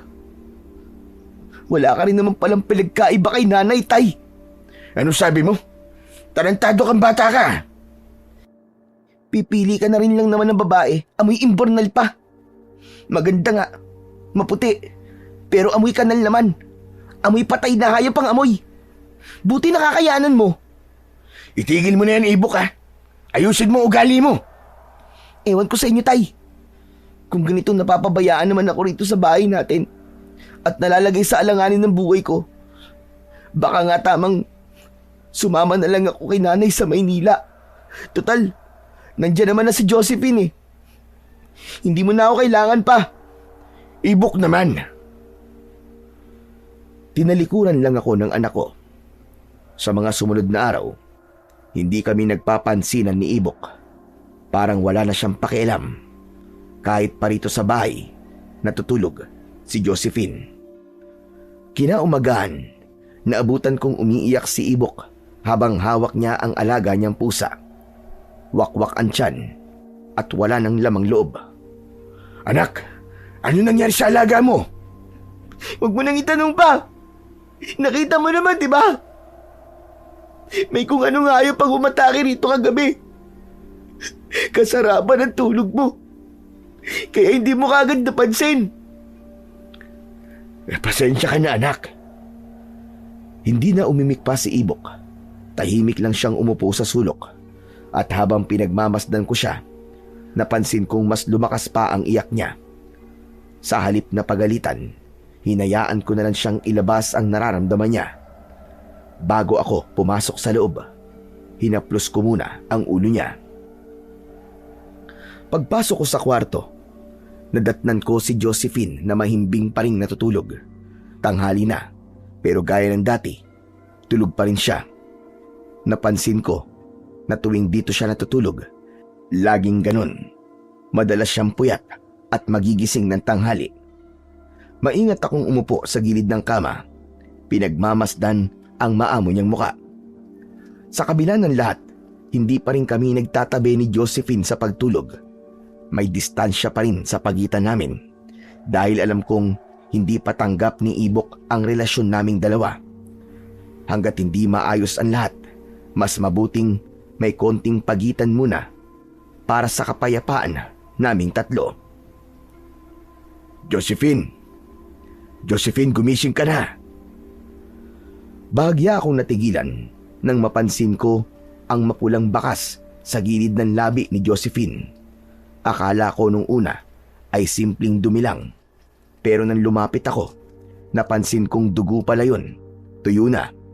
Agad kong tinignan ang suot niyang damit at lalo kong napatigil nang makita kong may bahid din yun ng dugo.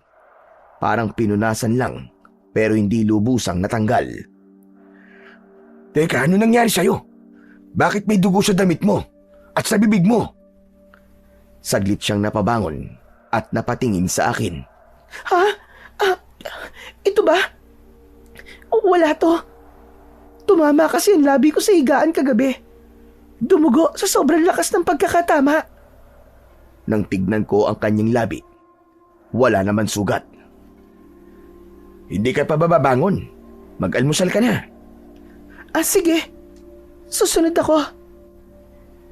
Kinahapunan, umuwi na si Josephine at hinatid ko siya sa gubat. Medyo madilim na, kaya nagmamadali na kaming dalawa. Sa dulo ng kagubatan ang bahay niya, pero hindi pa ako nakakapunta ron ni minsan. Tahimik kaming naglalakad nang bigla kaming huminto sa parte kung saan ko sinunog ang katawan ng aswang. Halata agad ang pag-iba ng hangin doon. May amoy pa ring sunog at abo. Tumingin ako kay Josephine. Maliwanag sa mukha niya ang kakaibang ekspresyon na hindi ko maipaliwanag. Dahan-dahan siyang lumapit sa akin at hinaplos niya ang balikat ko pababa sa dibdib ko. Josephine, bakit ka huminto sa paglalakad? Tinanggal ko ang kamay niya sa dibdib ko at bahagya kong umatras. Pilit ko na iniiwas ang sarili ko kay Josephine. Ramdam ko rin ang bilis ng tibok ng puso ko. Hindi ko alam kung dahil sa hiya o sa kakaibang kaba na unti-unting gumagapang sa akin. Wala ka ng oras para sa akin sa bahay niyo. Hindi rin tayo magkatabi sa higaan. Natatakot ka ba, Dan? Baka marinig tayo ni Ibok. Ano bang pinagsasasabi mo, Josephine? Naramdaman kong nanuyo ang lalamunan ko. Hindi ko alam kung lalayo ba ako o hahayaan siya sa gusto niyang mangyari. Patuloy ang kamay niya sa paglalaro sa dibdib ko. Kahit ilang beses ko na itong tinatanggal. Josephine, teka. Ano bang ginagawa mo? Bakit, Dan? Hindi mo ba ito gusto? Hindi ka ba naaakit sa akin? Gusto ko. Pero, Josephine naman, dito talaga. Sa gitna ng gubat. Bakit? Ano naman ngayon? Ang mahalaga'y narito ka. At ako. Lalo akong napatras. Ramdam ko ang malamig na hangin, pero mas malamig ang titig niya. Parang may kakaibang ningning sa mga mata ni Josephine. Kung tumitig siya, para bang lalapain niya ako anumang oras. Josephine, bilisan na lang natin ang paglalakad nang makauwi ka na. Hindi to tama eh. Mapangakit na kinagat ni Josephine ang kanyang ibabang labi bago niya isa-isang hubarin ang kanyang damit hanggang sa lumantad sa akin ang kanyang katawang wala lang saplot. Balak ko na sanang talikuran siya nang bigla niya akong hatakin at pinahiga kung saan ko sinunog ang aswang. Mapusok niya akong hinalikan hanggang ang halik niya ay naging agresibo. Nakaramdam ako ng takot lalo na nang huminto si Josephine sa ginagawa niya at mariin akong tinitigan at nakakatakot na ngumiti. Pumikit siya at nang imulat niya ang kanyang mga mata, biglang nagbago ang kanyang anyo. Parang nahati ang kanyang balat hanggang sa naging nakakatakot na halimaw siya. Dahil nakadagan siya sa akin, hindi ako makagalaw. Dito mo pinatay ang asawa ko. Ngayon, dito rin kita papatayin. Aswang ka pala. Walang iya ka. Niloko mo ako. Uto-uto ka. Mabilis ka mapaniwala. Kaya hindi na ako magtataka pa kung bakit ang asawa mo ay nagawa kang ipagpalit. Tuso ka. Binilog mo ko, Josephine. Nagpanggap ka. Hindi ka lang halimaw. Isa ka rin mapanlinlang. Hindi ko naman yung gagawin kung hindi mo pinatay ang asawa ko. Sino asawang pinagsasasabi mo? Yung bang halimaw na kagaya mo rin? Kung ganon, hindi kami nagsisisi ni Ibok na pinatay namin siya dahil salot kayo sa lipunan. At dapat, ikaw na ang isunod. Tignan natin kung sino susunod sa ating dalawa. Inilabas ni Josephine ang kanyang mahabang dila. Sa kanya ito pinulupot sa leeg ko. Inilapit niya ang kanyang muka sa aking muka. Sa kanya ginamit ang kanyang mahabang kuko at pilit na binuksan ang bibig ko. Uunahin kong tanggalin ang dila mo. Tignan natin kung makapagsalita ka pa. Bitiwan mo ako! Bitiwan mo ako! Halimaw ka! Bibitiwan lang kita, Dan, kapag wala ka ng buhay at nalantakan ko na ang laman mo. Pinilit kong makawala sa pagkakasakal sa akin ni Josephine gamit ang kanyang mahabang dila. Kinapa ko ang kahit na anong bagay sa gilid ko hanggang sa makapako ang isang bato. Nahihirapan man ako, pinukpok ko yun sa kanyang ulo dahilan para mabitiwan niya ako. Aba, lalaban ka pang talaga! At bakit naman hindi? Susugod sana siya nang umatras ako. Mabilis akong tumakbo papunta sa isang putol na sanga na nasa lupa at inabot ko agad ito. Nang muling lumapit si Josephine, handa na ulit siyang umatake sa akin. Sinikap kong patamaan siya ng sanga na hawak ko. Pinalo ko siya at tumama yon sa balikat niya. Napaigik ang aswang pero hindi pa rin siya nanghina. Habang naglalaban kami, galit at isang mabilis na hampas ang ginawa niya. Balak na sanang itusok ang matatalim niyang kuko sa leeg ko. Pero naging alerto ako ng mga sandaling yon at agad kong itinusok ang putol na sanga sa tiyan niya para pigilan siya sa balak niyang gawin.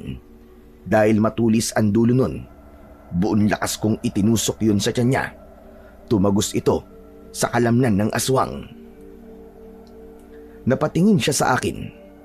May dumaloy na itim na dugo at mabahong likido mula sa sugat niya. Hindi nagtagal, napasuka siya ng itim na likido at umalingasaw ang mabahong amoy na parabang nabubulok. Nang sandaling yon, napawi ang kumpiyansa niya. Nanginginig siya at tila mawawalan na ng lakas. Ginamit ko ang pagkakataon na yon para umatras at maghanda muli. O ngayon, sabihin mo sa akin, demonyo ka, kung sino mamamatay sa ating dalawa. Sabihin mo! Tumingin sa akin si Josephine at ngumingisi siyang tinanggal ang kahoy na nakatusok sa kanyang tiyan.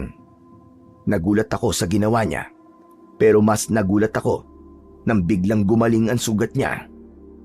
Magpaalam ka na, Dan! Magpaalam ka na! Dahil ito na ang magiging katapusan mo! Bigla akong dinakma ni Josephine. Tumusok ang mahahaba niyang kuko sa balikat ko at naramdaman ko ang kirot na parabang pinupunit ang laman ko. Mabilis niya akong binalibag sa lupa at galit na dinaganan. Napapikit na lang ako nang makita kong itutok na niya ang matutulis niyang kuko sa dibdib ko. Ilang saglit ko ring pinigilan ang hininga ko. Hinihintay ko ang sakit ng pagturok ng matatalim na kuko nito. Pero wala. Nang imulat ko ang mga mata ko, laking gulat ko nang makita kong nakahandusay na si Josephine. May nakatarak na sibat sa dibdib. Napahawak siya ron habang pilit na humihinga. At sa likuran niya, nakita kong nakatayo si Ibok at pawis na pawis. Binunot ni Ibok ang itak na nakatali sa tagiliran niya at walang pag-aalinlangang itinaga sa leeg ni Josephine. Umalingaw-ngaw sa paligid ang malakas na alulong nito. Nakakakilabot ang boses nito, mababa at garalgal na parabang galing sa kailaliman ng lupa. Napalinga-linga ako. Nanginginig pa rin habang dahan-dahang bumagsak si Josephine sa lupa nang wala ng buhay.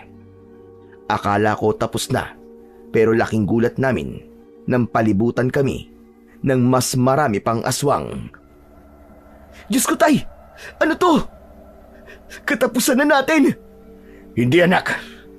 Lalaban tayo. Pero paano, Tay? Sugatan ka na. Kaya mo pa ba? Kakayanin. Kung ganun, kunin mo tong itak, Tay. Gamitin mo. Kukunin ko lang ang sibat. Humampas ang malamig na hangin sa balat ko habang hawak ko ang itak. At si Ibok naman ay tangan ang sibat. Akala ko tapos na ang lahat nang mapatay namin ang aswang na si Josephine. Pero mali pala ako dahil maya-maya lang narinig namin ang mga alulong mula sa loob ng gubat. Isa, dalawa, hanggang sa parang napakarami na. Tay! Anak ng putya! Padami na sila ng padami! Hindi ko na mabilang! Paglingon ko, nakita kong mula sa dilim ay unti-unting lumalabas ang mga aswang.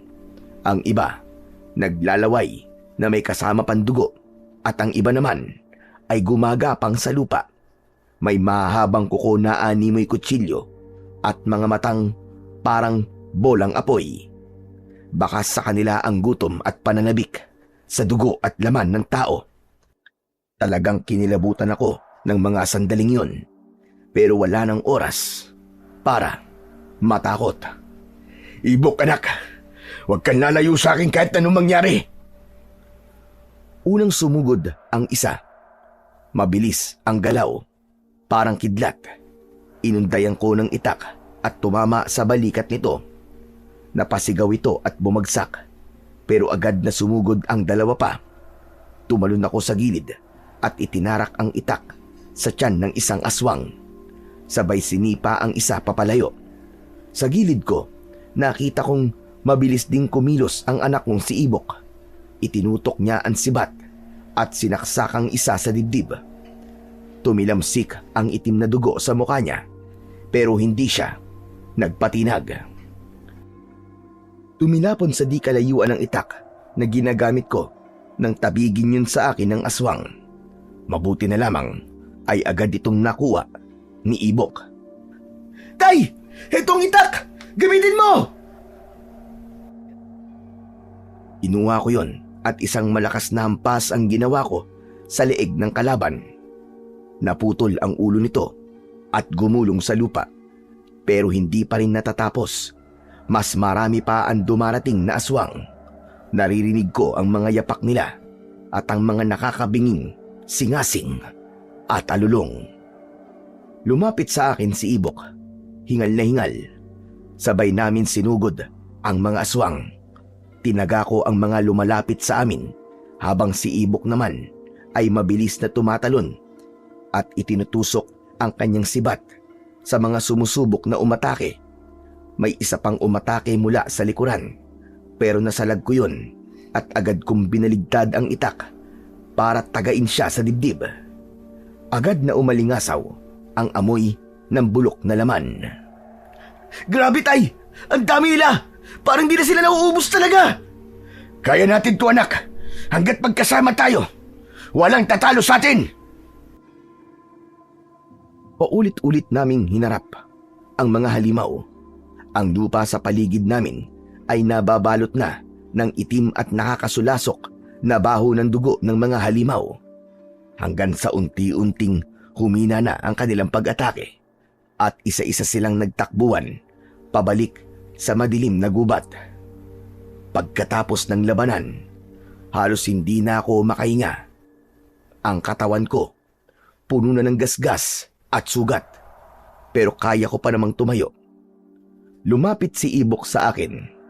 Hawak pa rin ang sibat niyang puno ng dugo ng mga aswang. Tay, aray ko. Ayos ka lang ba? Oo anak, salamat. Salamat sa'yo. Kung wala ka, baka kwento na lang ang tatay mo ngayon anak. Wala yun, Tay. Ano na palang gagawin natin dito sa mga bangkay ng mga aswang na to, Tay? At sa mga nakatakas na aswang? Ipunin mo mga tuyong dahon sa paligid at susunugin natin ang gubat na ito. Inipon namin lahat ng mga layang dahon.